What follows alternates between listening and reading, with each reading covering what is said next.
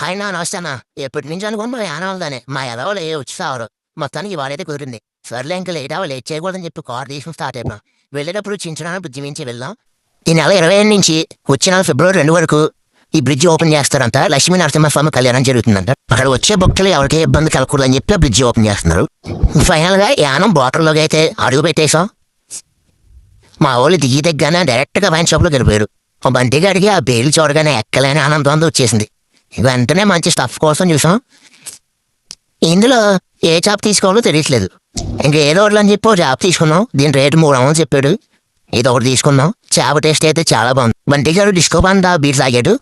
Disco dance చేస్తాడేమనుకున్నాను కానీ beer చాలా వరస్ట్గా ఉందని. మీరు ఎప్పుడైనా యాన వెళ్తే డిస్కో బంద బీర్ మాత్రం తాకండి. అంతకు మించిన దరిద్రం ఏం లేదు. ఇంకా తిరిగి వచ్చేటప్పుడు దారిలో ఆకృతి రెస్టారెంట్ కనిపిస్తే అక్కడ అందరం ఫుడ్ తినేసి జాగ్రత్తగా ఇంటికి వెళ్ళిపోయాం. ఇంటికి వెళ్ళేటప్పటికి నైట్ 1 గంట అయింది. ఈ రోజు ఇంక ఇంట్లో అందరికి తనులే మామూలుగా నువ్వు ఇంకా